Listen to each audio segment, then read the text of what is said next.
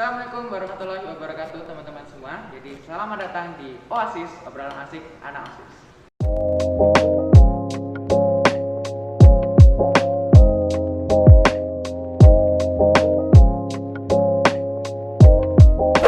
Oke, jadi beberapa hari ini kita kan sudah menjelang memasuki bulan suci Ramadan.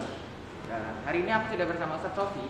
Dan Ustaz Sofi ini adalah guru agama di guru personality ya, Ustaz? Assalamualaikum. Oke, jadi Ustaz Sofi ini adalah guru personality di SMP Said. Jadi hari ini kita akan bertanya-tanya sedikit sama Ustaz Sofi mengenai mempersiapkan diri jelang bulan Ramadan.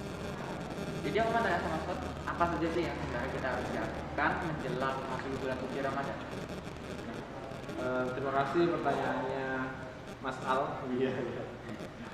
Bismillahirrahmanirrahim. Ustaz Sofi coba menjawab ya. Jadi ini kita ibaratkan aja ya. Kita ibaratkan kalau mobil itu sebelum dipakai kan harus panas dulu atau kalau misalkan kita mau main bola, mau olahraga, harus ada stretchingnya dulu. Iya, biar nanti tidak cedera gitu ya. Nah, sebelum memasuki bulan suci Ramadan ini, ternyata Rasulullah mencontohkan kepada kita beliau melakukan persiapan-persiapan. Jadi Rasulullah biasanya kalau bulan Sya'ban itu mau mendekati bulan Ramadan, itu beliau menambah kebiasaan puasa beliau, kemudian menambah tadarus beliau, sedekah beliau. Jadi artinya Rasulullah pun mempersiapkan diri sebelum datangnya bulan suci Ramadan. Nah, begitu juga dengan kita juga harus mulai mempersiapkan diri sehingga ketika nanti kalau sudah masuk di bulan Ramadan, kita ini ibaratnya mobil atau sepeda motor itu bisa langsung gas gitu. Oke, gitu. Oke, apa saja sih yang harus dipersiapkan? Ada 3 hal yang perlu kita perhatikan. Yang pertama, secara individu, pribadi kita sendiri yang harus kita persiapkan adalah seperti menjaga kesehatan diri kita. Makan makanan yang sehat, olahraga teratur, tidur tidak terlalu malam, sehingga ketika nanti kalau sudah masuk di bulan puasa, tubuh kita enggak dalam kondisi fit, siap untuk puasa. Kalau sakit kan, ya orang sakit tidak wajib untuk puasa. Ya, semua orang juga tidak ingin sakit ya, tentunya.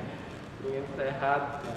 Masuk dengan puasa juga kita juga bisa sehat. Oke, itu yang pertama, menjaga kesehatan. Yang kedua, sebenarnya sama seperti yang dilakukan Rasulullah, mulai membiasakan diri sedikit-sedikit. Menambah amal-amal sunnah seperti memperlancar bacaan Al-Quran, mulai lah kalau enggak 1 hari mulai dibiasakan baca 1 lembar atau 1 ayat, dan sebelum sholat ada melaksanakan sholat sunnah, mulai dibiasakan sedikit-sedikit. Itu yang kedua. Kemudian yang selanjutnya adalah lingkungan keluarga. Di keluarga yang perlu kita siapkan, yang pertama mulai menyiapkan bekal untuk Ramadan itu apa sih? Misalkan kalau mau sahur itu nanti butuh apa, kalau mau berbuka butuh apa, gitu, mulai disiapkan sehingga kalau Ramadan sudah persediaan sudah ada. Itu yang pertama. Yang kedua termasuk juga membersihkan rumah biar ketika puasa itu kelihatan nyaman, gitu. Membersihkan kalau di rumahnya Ustaz itu biasanya rumahnya dicat, kemudian dipel dan sebagainya, sehingga Ramadan sudah bersih itu. Kemudian juga mengkondisikan anggota keluarga untuk mulai menambah, saling mengingatkan, menambah amal-amal sunnah seperti tadarus bersama, sudah sholat maghrib bisa itu dengan satu keluarga, kemudian sholat sunnah juga mulai ditambah atau mulai membiasakan puasa sunnah sedikit aja dulu, sehingga pas Ramadan gimana ketika amal itu pahalanya dilipat gandakan, kemudian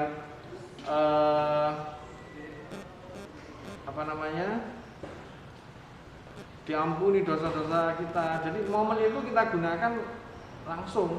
Jadi kalau ibaratnya mesin itu sudah panas, masuk Ramadan jangan sia-siakan, langsung kita gas saja. Maksudnya gas itu terus mulai perbanyak sholat sunnah, mulai perbanyak sedekah dan sebagainya. Jangan sampai malah kebalik ya. Kebalik dalam arti begini. Tidak ada persiapan sama sekali, kita nggak pernah menyiapkan untuk puasa. Ya wis berjalan. Begitu masuk puasa yang terjadi kan udah lemes, malas ngapa-ngapain, malah di kamar nge-game seharian penuh kayak gitu. Nggak gerak sama sekali, nggak ada aktivitas sama sekali, itu kan juga sayang ya. Terbuang maksudnya. Momen Ramadan itu menjadi terbuang, sia-sia. Nah, mudah-mudahan kita diberi umur panjang dan bisa melaksanakan ibadah puasa di bulan Ramadan dengan sebaik-baiknya. Amin. Ya. Oke, selanjutnya ini ada. Oh ya, belum. Tadi itu keluarga. Oke. Yang ketiga itu adalah masyarakat, Ustaz Bapak. Masyarakat. Di lingkungan masyarakat atau di sekolah atau di masjid ya. Apa saja yang harus disiapkan? Seperti mengadakan kajian-kajian fikih puasa, jadi menambah pengetahuan tentang syarat rukun puasa yang membatalkan puasa, kajian-kajian seperti itu. Kemudian juga mulai membersihkan masjid, mungkin perlengkapan di masjid, sound system dan sebagainya, jadwal imam, jadwal khotib atau penceramah, kemudian bisa jadi takjilnya nanti menunya apa aja, mulai dijadwal, terus pembentukan amil zakat, panitia zakat itu, kemudian panitia Idul Fitri juga mulai disiapkan. Jadi itu ada 3 ya. Yang pertama individu kita sebagai pribadi, di lingkungan keluarga dan di lingkungan masyarakat, itu harus kita persiapkan. Oke, pertanyaan selanjutnya adalah kegiatan apa saja sih yang bermanfaat di bulan Ramadan? Ya, perbuatan atau aktivitas apa saja sih yang bermanfaat yang bisa kita lakukan di bulan Ramadan? Banyak ya. Mungkin diawali dari sahur. Kita sahur itu disunahkan mendekati atau di akhir sahur.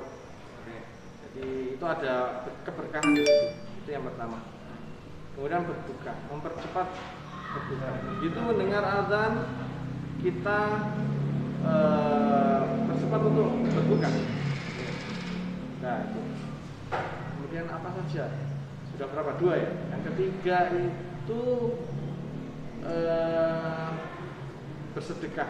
Nah, ternyata puasa itu dimensinya selain spiritual juga sosial. Juga sosial.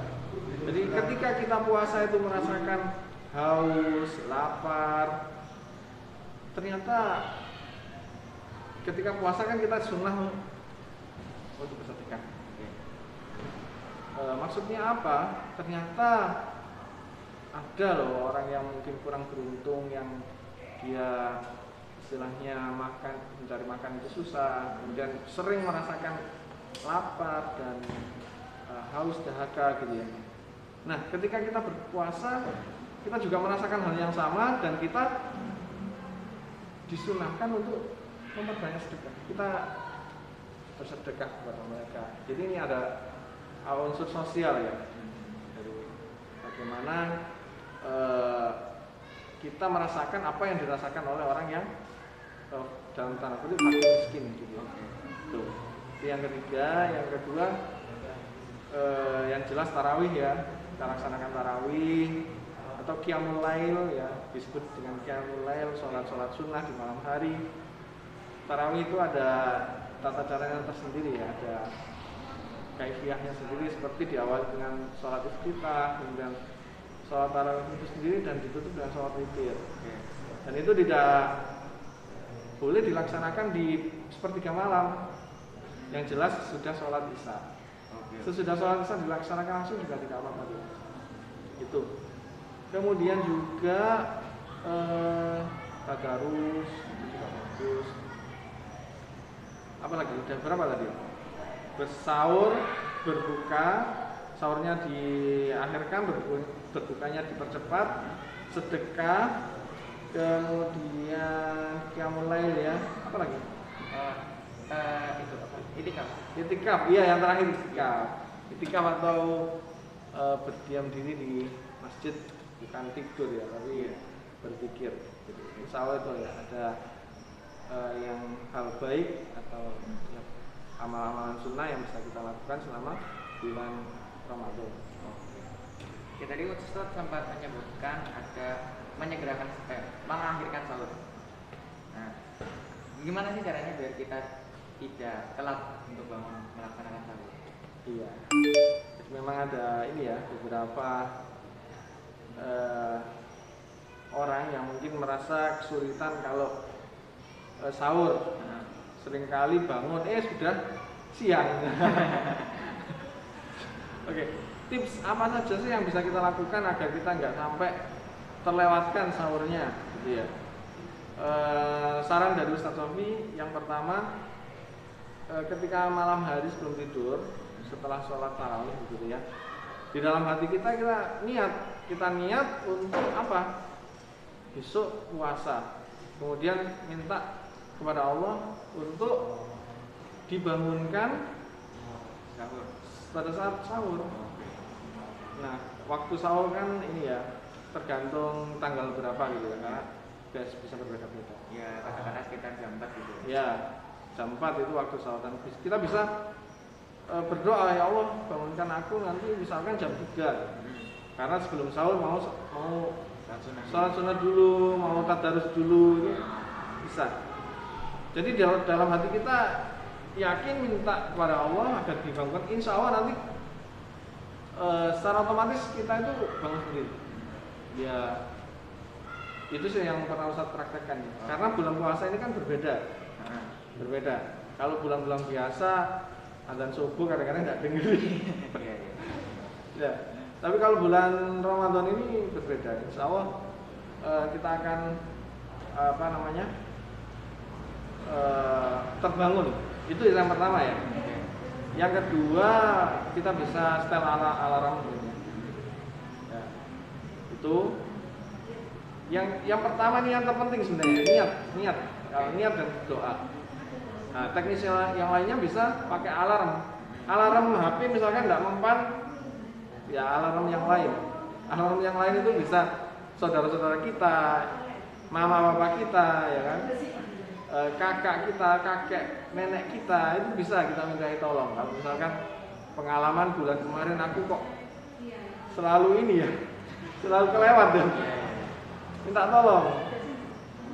Atau ya mungkin bisa jadi programnya OSIS ya bulan Ramadan.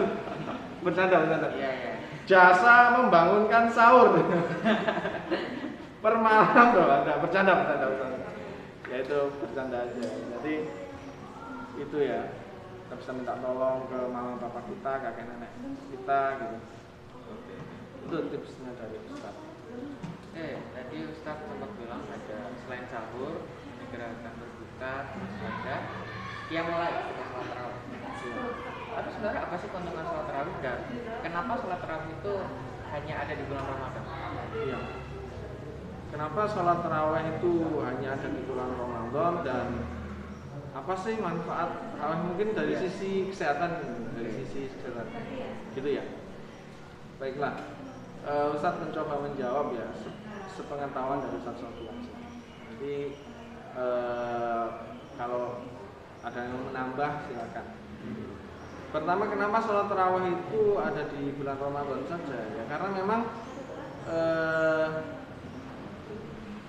ibadah ini dicontohkan Rasulullah dilaksanakan di bulan Ramadan, tidak di bulan-bulan lain. Jadi istilahnya dilaksanakan tertentu seperti hanya kayak haji. Haji itu hanya dilaksanakan di bulan Dzulhijjah aja, tidak bisa di bulan-bulan lain karena memang ada waktunya. Kalau sholat juga kan sama, kayak sholat maghrib tidak bisa kita laksanakan di zuhur. Semuanya ada waktu-waktu masing-masing. Dan tentunya itu ada maksud tersendiri dari Allah memerintahkan hal semacam itu. Oke, itu yang pertama. Jadi memang tarawih itu ya memang dilaksanakan di bulan Ramadan karena Rasulullah mencontohkannya di bulan Ramadan. Apa dasarnya? Solu kama ra'aitumuni usolli.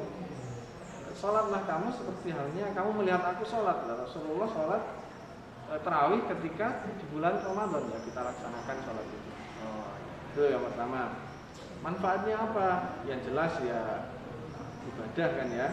Itu adalah bentuk ibadah dan ibadah itu pahalanya besar ketika di bulan Ramadan apabila kita laksanakan itu insya Allah pahala yang pertama. Yang kedua dari sisi kesehatan sebenarnya udah banyak ya, ada beberapa buku yang meneliti tentang manfaat sholat bagi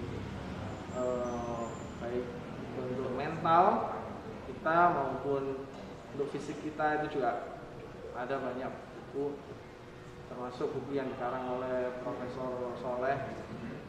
Beliau dulu ya dosen satu ya. Jadi beliau membuat buku yang itu tulisannya tentang terapi sholat. Waktu itu terapi sholat tahajud. Tapi sebenarnya kan sholat tarawih ini juga sholat lain gitu. Bisa dilaksanakan di malam hari. Termasuk sholat tahajud itu juga sholat lain. Nah, ketika kita sholat itu kalau sholat kita benar itu menjadikan hati kita tenang. Hati kita akan tenang. Ketika kita Allahu Akbar kita mengangkat takbir Allahu Akbar, Allah Maha Besar, dari semua masalah kita kecil, semua masalah kita pasti akan bisa diselesaikan oleh Allah yang Maha Besar, kan? Dan gerakan-gerakan lainnya, bacaan Al-Fatihah, bacaan iftitah itu bentuk kepasrahan, ketundukan kita kepada Allah. Itu insya Allah jiwa kita, hati kita akan lebih tenang ketika sholat. Nah, memang satu sisi kadang ada ketika sholat kita itu justru nggak bisa khusyuk. Justru Allahu Akbar kita ini yang misalkan lupa naruh kunci, tiba-tiba ingat, wah kunci kan ada di bawah bantal, atau uangku kayaknya masih ada di saku yang celana yang sana gitu. Jadi ingat semua. Jadi khusyuknya kurang. Jadi itu tantangan, makanya sebelum sholat ya kita berdoa agar diberi kekhusyukan oleh Allah. Tapi hal semacam itu termasuk hal yang wajar ya, karena sholat itu bukan pingsan. Kalau pingsan nggak ingat apa-apa, ya kan? Tapi sholat itu dalam kondisi yang kita sadar ya, dan itu memang butuh latihan untuk kita bisa fokus, konsentrasi pada apa yang kita baca, merasakan ketika kita takbir, merasakan ketika sujud. Insya Allah itu manfaatnya banyak untuk baik dari sisi kesehatan maupun dari sisi kesehatan mental ya, fisik maupun mental. Jadi itu sementara yang bisa jelaskan. Oke, jadi tadi dijelaskan bahwa salat tarawih itu memang ada keuntungannya terus. Iya. Dan kalau bisa jangan, mohon maaf bukan maksud menyindir atau apa. Ada beberapa saudara-saudara kita sholat tarawih itu nggak sampai 5 menit. Allah Akbar. Itu malah sakit semua tubuh. Apalagi yang orang udah tua-tua, maksudnya itu yang sudah punya kolesterol encok gitu kan, itu habis sholat tarawih sakit semua. Seharusnya sholat itu tenang, khusyuk, dinikmati, itu insya Allah ada manfaatnya untuk kesehatan. Kalau satu rakaat hanya misalkan 30 detik Itu terlalu cepat sih. iya, 60 detik Iya. Jangan seperti itu ya. Iya. Pengennya cepat selesai, sholatnya dicepetin. itu kurang bagus juga. Oke. Jadi aku mau tanya lagi. Kegiatan Rasulullah SAW pada saat bulan Ramadan itu apa aja, Pak? Ya. Kegiatan Rasulullah selama bulan Ramadan. Sebenarnya tadi sudah sempat Ustaz jelaskan ya di awal, kayak itu kegiatan-kegiatan apa namanya yang dilakukan oleh Rasulullah selama bulan Ramadan itu seperti tadi itu tadarus, sedekah, sholat tarawih, qiyamul lail, iktikaf tadi seperti itu. Cuman Ustaz ingin menambahkan aja aktivitas yang istilahnya adalah harus kita jauhi, yang tidak baik untuk kita lakukan ketika kita puasa. Nah, Ustaz ganti itu aja ya. Yang pertama adalah yang jelas adalah melakukan perbuatan dosa. Seperti kayak berbohong, atau memfitnah, mengadu domba, menipu, mungkin apa yang hibah, ya. Itu harus kita jauhi. Itu tidak membatalkan puasa, enggak, cuman menghilangkan pahalanya. Ya, jadi kita coba capek puasa seharian, pahalanya malah hilang. Nah itu kan dia eman-eman ya. Nah, itu yang pertama. Yang kedua adalah namanya istinsyak. Istinsyak itu apa? Ya, istinsyak. Pernah dengar ya? Istinsyak. Itu adalah berkumur tapi secara berlebihan. Oh, jadi sebenarnya kan kalau kita puasa wudhu itu tidak ini ya, kita nggak apa-apa nggak berkumur, tapi berkumur pun tidak membatalkan wudhu. Tapi kalau berkumurnya kebanyakan ya habis-habis kemudian gitu ya. Dengan niat tetap menyegar. Ini harus kita jauhi. Oh, memang tidak membatalkan puasa ya, tapi harus kita jauhi. Berkumur berlebihan. Oke. Itu. Kemudian yang selanjutnya adalah tadi udah ya. Sekarang pertanyaan terakhir. Ya. Mana nih ada orang bilang itu berbuka itu dianjurkan untuk memakan yang manis-manis terlebih dahulu. Itu benar nggak sih? Dan kenapa? Berbuka itu dianjurkan dengan makan yang manis-manis. Ya. Jadi setahu yang Ustadz Sofi ketahui, yang rajih atau yang kuat rajih, pendapat itu kan ada tingkatannya. Oke. Ada tingkatannya, ada yang rajih, kuat, ada yang lemah. Yang rajih itu sunnahnya adalah berbuka di awal waktu dan membaca doa sebelum berbuka. Dhahabat doma'u wabtalatil uruku wasabatal ajru insyaallah. Itu kan. Setahu Ustaz yang disunahkan itu. Ya. Untuk makanan yang manis memang ini ada pendapat ya. Kalau Rasulullah itu memulai dari yang manis-manis dulu, kurma dulu atau madu dulu baru, dan itu ya tidak apa-apa, boleh aja. Ibaratnya istilahnya kalau kita makan itu nggak langsung, tubuh kita itu nggak langsung makan berat gitu. Oke. Jadi pertama dulu ya manis-manis dulu. Nah biasanya itu kalau di Indonesia atau beberapa negara Asia dan ya sudah menjadi tradisi ya umat Islam itu takjil dulu. Oh iya. Biasanya takjil itu kan yang manis-manis, ada kolak kan manis. Iya. Nah habis itu sholat maghrib, baru makan malam. Nah itu tidak apa-apa. Tapi apakah itu satu bentuk kesunahan? Itu yang Ustaz belum mengetahui secara jelas ya. Ada jawaban pasti. Nah, yang pasti itu adalah yang memang bentuk kesunahan adalah menyegerakan berbuka dan berdoa sebelum berbuka puasa. Nah, tapi itu bukan hal yang buruk juga. Atau mungkin nanti saya coba cari informasi lah kalau misalnya kita apakah itu salah satu bentuk sunnah puasanya atau ya itu bukan perintah juga bukan larangan, artinya boleh-boleh aja, mubah aja. Yang jelas ya, yang ketika kita berbuka makan makanan yang halalan thayyiban, yang makanan yang baik, yang bergizi, jangan makanan yang maaf ya, yang kurang bergizi seperti mie instan ya, mie instan ya. Ya kasihan tubuh kita kalau seperti itu.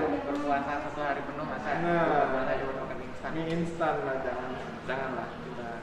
Kalau bisa makanan yang memang bergizi gitu. Oke, Ustaz Sofi, terima kasih banyak ya sudah mau memberikan penjelasan, menjawab pertanyaan.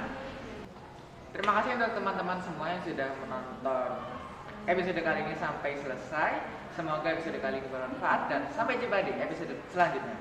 Wassalamualaikum warahmatullahi wabarakatuh. Terima kasih.